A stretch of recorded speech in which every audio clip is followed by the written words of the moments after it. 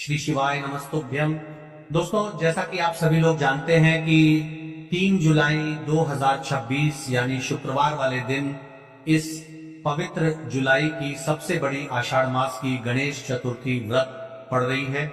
और दोस्तों, ये कोई साधारण तिथि नहीं है, ये वो विशेष और दुर्लभ दिन माना जाता है जिसका इंतजार बहुत सारे लोग पूरे साल भर करते हैं। क्योंकि जब आषाढ़ मास की गणेश चतुर्थी व्रत और 3 जुलाई का ऐसा शुभ संयोग बनता है तो इसका महत्व कई गुना बढ़ जाता है। मेरी माता बहनों से निवेदन है, मेरे भाइयों से निवेदन है, मेरे जीजियों से निवेदन है कि इस दिन को बिल्कुल भी साधारण मत समझना, क्योंकि कई बार जीवन में ऐसे अवसर बार बार नहीं आते। और जो व्यक्ति इस दिन श्रद्धा और विश्वास के साथ भगवान का स्मरण करता है, उसके जीवन में चल रही बड़ी से बड़ी परेशानी भी धीरे धीरे समाप्त होने लगती है। दोस्तों, पूज्य गुरुजी महाराज ने अपनी कथा में कई बार कहा है कि अगर किसी व्यक्ति के जीवन में धन की समस्या चल रही हो, घर में दुख और अशांति हो, काम बनते बनते बिगड़ जाते हो, हाथ में पैसा रुकता ना हो, या फिर मन में कोई ऐसी इच्छा हो जो वर्षों से पूरी ना हो रही हो, तो ऐसे लोगों को आषाढ़ मास की गणेश चतुर्थी व्रत वाले दिन किया जाने वाला 11 चावल अवश्य करना चाहिए।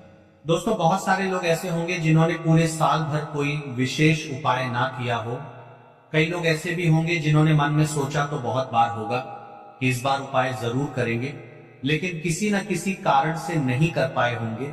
पर दोस्तों, भगवान हर व्यक्ति को एक ना एक अवसर जरूर देते हैं और 3 जुलाई का यह दिन भी कुछ ऐसा ही विशेष अवसर लेकर आया है। अगर आपने पूरे साल भर कोई उपाय ना किया हो, फिर भी इस जुलाई की आषाढ़ मास की गणेश चतुर्थी व्रत के दिन अगर आप श्रद्धा से 7 धतूरा कर लेते हो, तो दोस्तों आपको ऐसा फल मिल सकता है जिसकी आपने कभी कल्पना भी नहीं करी होगी।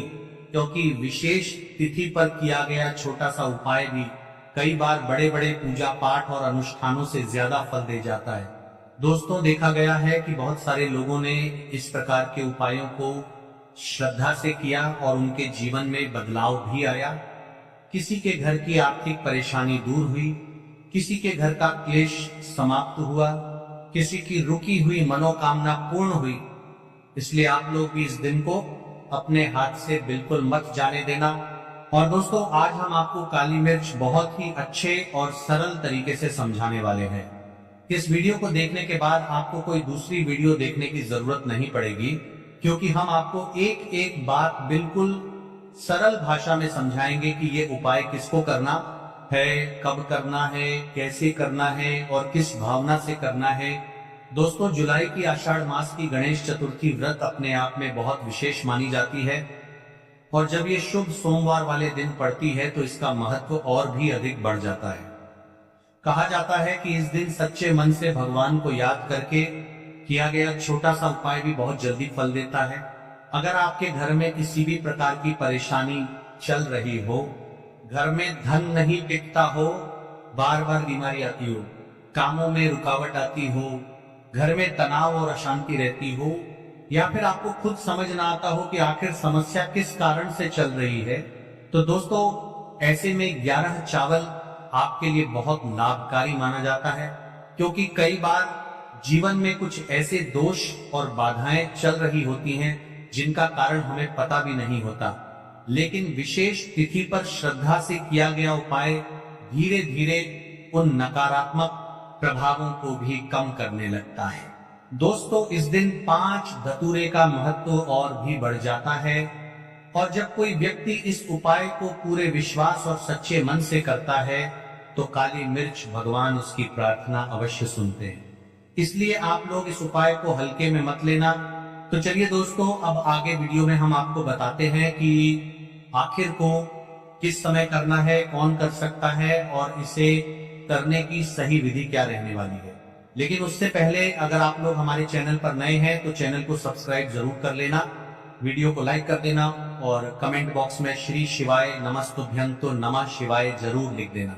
तो देखिए महाराज जी, अब हम बात कर लेते हैं 7 चावल के दाने, 5 आटे के दीपक सिर्फ आपकी साधारण मनोकामनाएं पूरी करेगा, बल्कि घर परिवार में शांति, सुख और समृद्धि का भी स्थायी साधन बनेगा।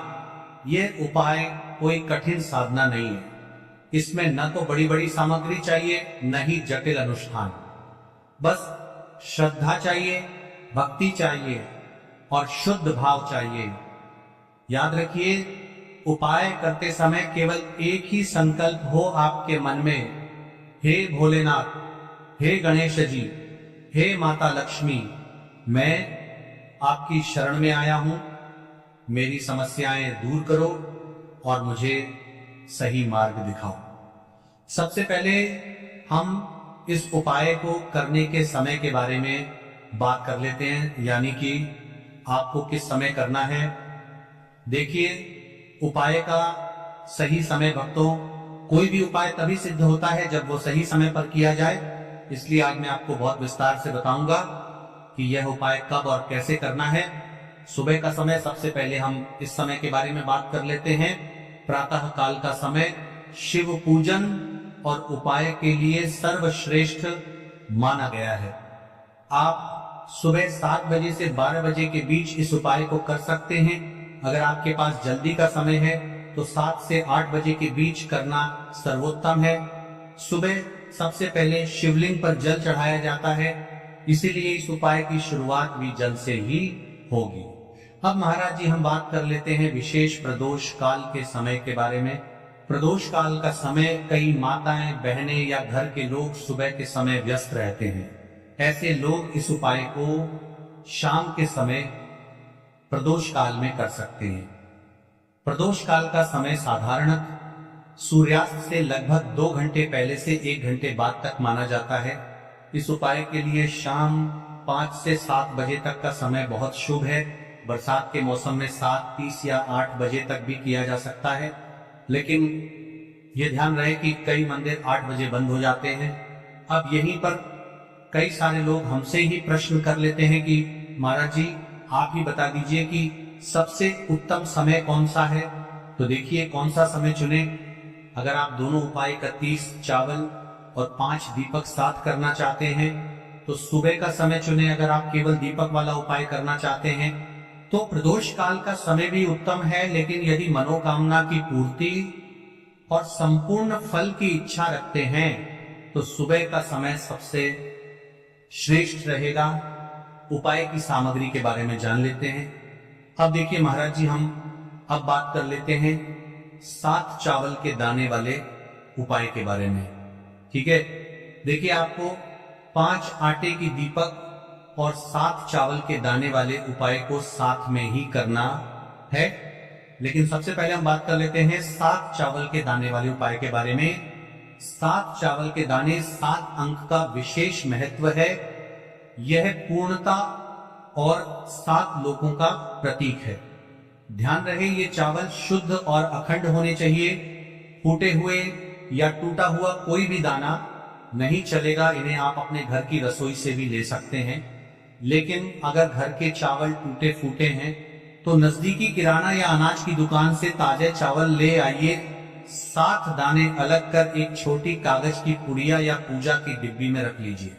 अब देखिए महाराज जी, हमारे साथ चावल के दाने तो हो गए, यानी कि आपके साथ चावल के दाने निकल कर रख लेना है। अब हम बात कर लेते हैं 5 आटे के दीपक के बारे में। 5 आटे के शुद्ध दीपक, 5 आटे के दीपक। ये दीपक साधारण गेहूं के आटे से बनाए जाएंगे। दीपक बनाते समय इसमें न नमक मिलाना है, न हल्दी। आटे से बस सादा शुद्ध दीपक बनाना है। हर दीपक में गोल बत्ती की रुई का प्रयोग करना है। तेल इतना भरे कि दीपक पूरे उपाय के समय तक प्रज्वलित रहे। तेल आप सरसों या तिल का ले सकते हैं। ये दोनों ही भगवान शिव और देवी देवताओं को प्रिय है। कई सारे लोगों के मन में यहाँ प्रश्न भी रहता है। तो देखिए, इन उपायों को तो करना ही है, बाकी यदि कोई अन्य सामग्री लेकर जाना चाहते हैं तो वो भी लेकर की जा सकता है।